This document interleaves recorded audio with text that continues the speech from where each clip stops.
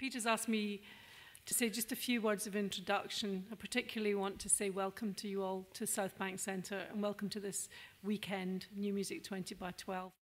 I'm really particularly pleased that we're collaborating on this event and in other events over the weekend with the Institute of Composing at Brunel University and with the guiding spirit of the director, Peter Wiegold. And I'm really pleased that we're having some real sort of down and dirty discussion about music in this first session this evening. This question about the relationship of the canon, the relationship of musical literacy to what's going on in musical creativity today.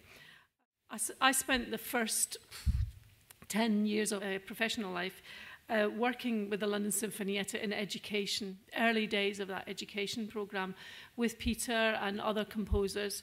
And I suppose what we were doing at that point was relating creativity among young people, among children in schools, and later working with prisoners, and you'll see some work from prisoners this weekend with Mark Anthony Turnage, but relating that to a contemporary canon, so not to the canon of Beethoven and Bach that I had grown up with, but to the canon of Stockhausen and Ligeti and Berio. And it was quite interesting for me to see how those people that we were working with, who very often were not schooled in that traditional musical sense, were able to grab so much of that music, and because they were working with it, using its raw materials, appropriating them for themselves and using it for their own creative ends, they were able to really feel a sense of ownership, which actually was very different from a traditional classical audience who perhaps felt alienated from that music. So a real example of that at the very beginning was in 1983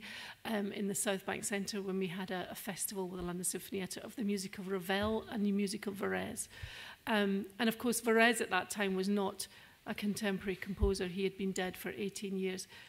Given that I always say he was 50 years ahead of his time, I reckon he was a contemporary composer. And those young people absolutely grabbed that music and loved it, and felt that the Ravel was actually, posh and alien and strange to them, whereas we might have thought it would have been the other way around.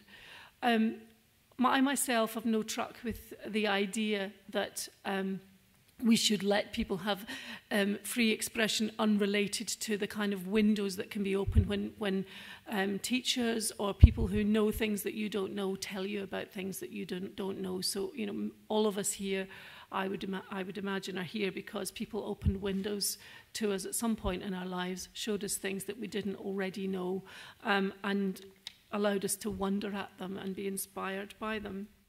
Here at SouthBank Centre, it's funny, I'm increasingly told by artists that here in London particularly, and at the SouthBank, we've got a particularly concentrated, informed and active listening audience.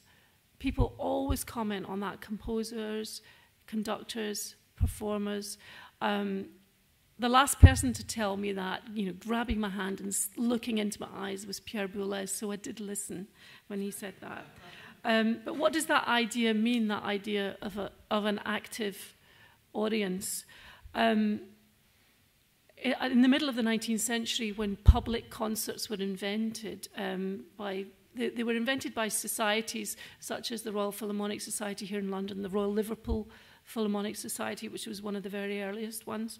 And if you went to a concert, a public concert, to hear a new Brahms symphony, and of course most music in those days was new music, nearly all music was new music at those concerts, the very strong chance was that you had got hold of that in advance. You'd got hold of that music in some kind of domestic arrangement. Brahms is a very good example. He was, of course, a pioneer of music publishing and was publishing, four-hand piano duets versions of his works very often before they hit the concert platforms. So those concerts were set up by active, engaged audiences who were making music themselves at home and who had a very powerful and active connection with what was going on in the concert platform.